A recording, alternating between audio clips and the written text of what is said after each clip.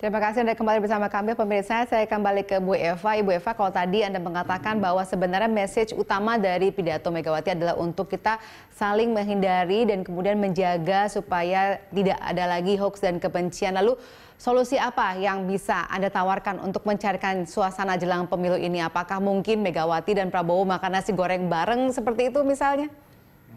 Itu juga nggak apa-apa, bagus banget. Itu akan menjadi pemandangan yang indah dan meredam dan menyejukkan ya bagi para pemain lapangan, begitu message-nya. Tapi ini sebetulnya kan turunan atau breakdown dari ketika kita sama-sama berkomitmen menandatangani di KPU tentang pemilu damai, Mbak ya. Nah, salah satu penyebab damai itu kan adanya tidak damainya itu kan karena hoax dan hate speech tadi. Jadi menurut saya pesan Bu Mega ini konsisten dengan komitmen kita bersama untuk menjaga pemilu ini tetap damai. Dan tentu kita ingin menegaskan bahwa sebetulnya pemilu ini kan lomba untuk gagasan mensejahterakan rakyat ya. Jadi kalau semua fokus kepada gagasan-gagasan, seharusnya nggak ada ruang bagi hoax dan hate speech tadi.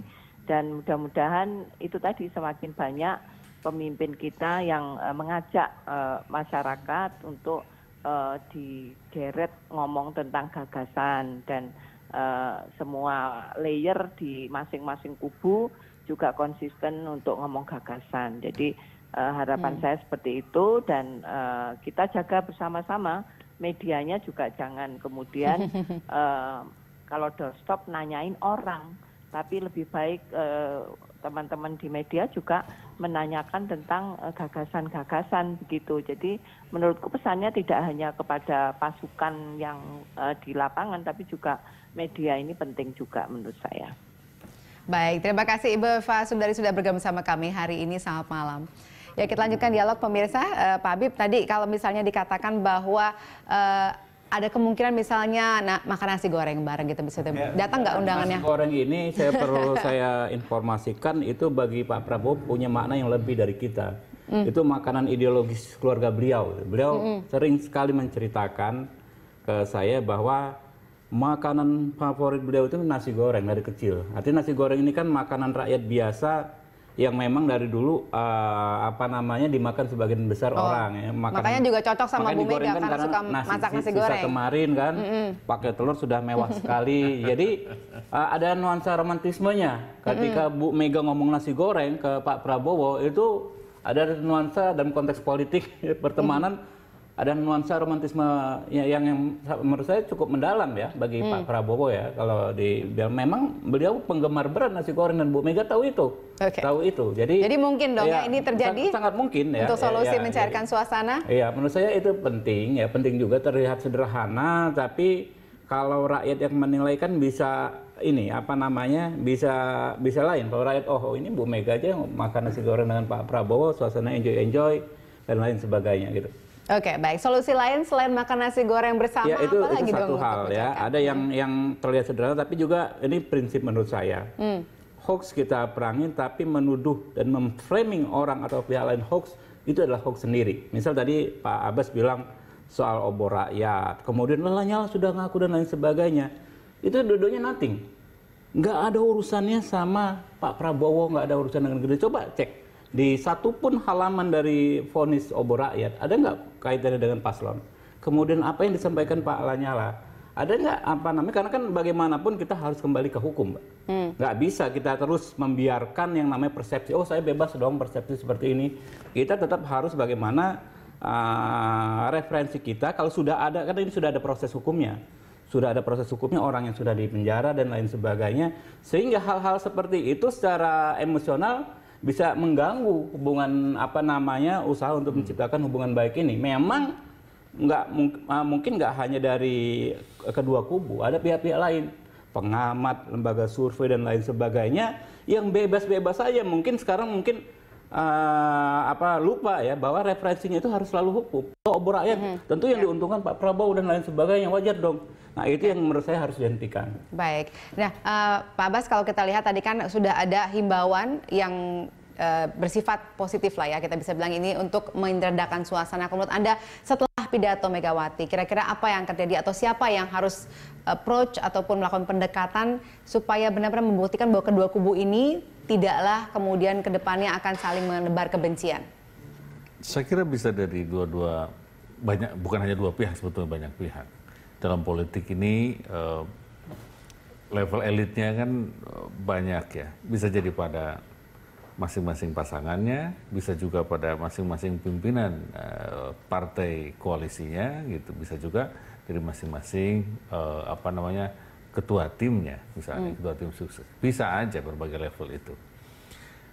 Jika keduanya bersepakat untuk menunjukkan hubungan persaudaraan pada level personal dan pada level kebangsaan misalnya, saya kira akan jauh punya dampak ke masyarakat, baik dalam jangka pendek maupun jangka panjang.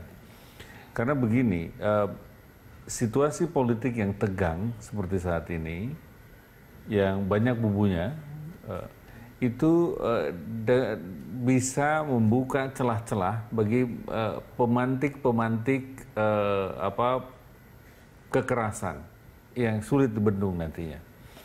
Pengalaman di negara yang lain itu terbukti ketika ada yang memantik, gitu ya, lahannya sekarang sudah subur, penuh kekeringan, gitu, penuh kebencian, ada yang memantik sedikit bisa meledak kemana-mana dan memadamkan itu lama.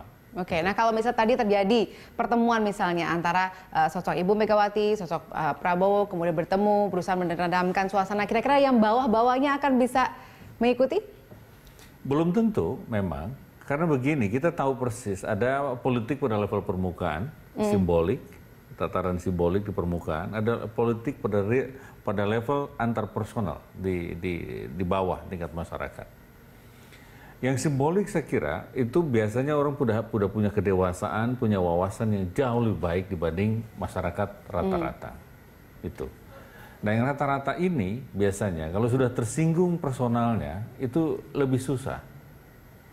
Meskipun lebih susah, memang ada harapan di atas, mungkin orang menjadi lebih realistis bahwa ini bukan sesuatu yang sangat dalam dan sangat besar sehingga mengorbankan hubungan personal antar sesama. Jika sudah ada contohnya di level elit. Tetapi jauh lebih berat menyelesaikan masalah itu di tingkat masyarakat ketimbang di tingkat elit. Apalagi misalnya kalau sudah ada yang memantik kebencian itu. Kan kita punya pengalaman dulu, 98, situasi tegang seperti itu ada yang memantik. Sebelumnya tahun 60-an juga begitu. Kita berharap demikian. Ya, terakhir ke Pak Habib, ini kira-kira tadi kan dikatakan oleh Pak Abbas, kalaupun dua tokoh elitnya sudah bertemu, belum tentu bawahnya bisa mengikuti. Bagaimana komentar Anda? Ya, kan kita kan tetap harus berupaya maksimal. Ya. Apapun memang kita harus ikhtiar supaya pemilu ini bisa berjalan dengan damai, ya, aman. Dan kalau kami ya tentu paling mungkin untuk bisa mengalahkan petahana adalah dengan mengkampanyekan semaksimal mungkin visi misi dan program kami. Baik, ya, dengan cara tadi ya, damai, aman. Ya, kalau ribut-ribut itu visi misinya orang lupa. Oke, baik, terima kasih Pak Habib, terima kasih Pak Abbas sudah bersama kami hari ini.